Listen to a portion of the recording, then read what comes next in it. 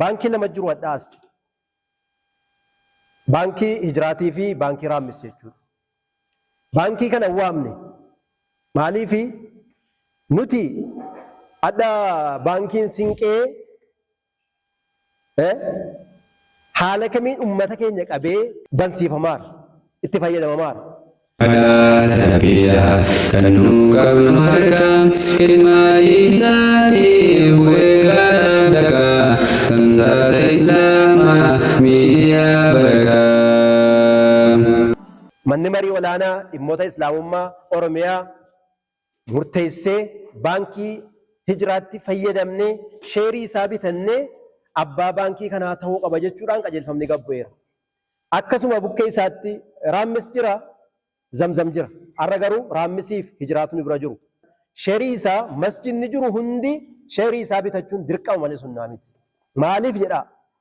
Nuti yeroo hunda miskiinummaa haasaa ooluun, rakkina haasaa ooluun hin barbaachisu.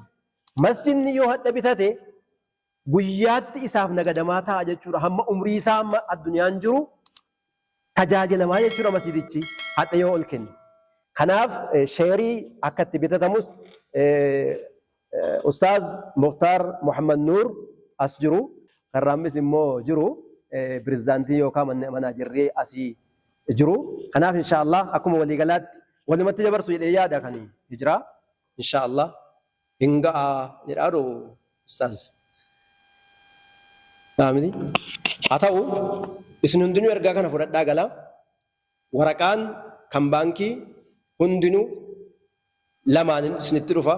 Waa'ee sheerii banachuu Oromiyaan gannitti buuseera. Waa'ee akkaawuntii masjidni jiru hundi akkaawuntii kana inni banatiin akka banatu, wanti warra waa sochoosu qabu hundi akka asirratti galfatu gochuudhaaf waraqaa ni barreessina. Isinis baankii kana ofii keessanii kan keessan taasifattanii baankii raammisis, baankii hijiraas maatii miseensa utuu hin taane maatii taatanii fi abbaa baankichaa taatanii akka sochootanu anumtis ni dhaamee hin xumurraa. ربنا آتنا في الدنيا حسنة وفي الآخرة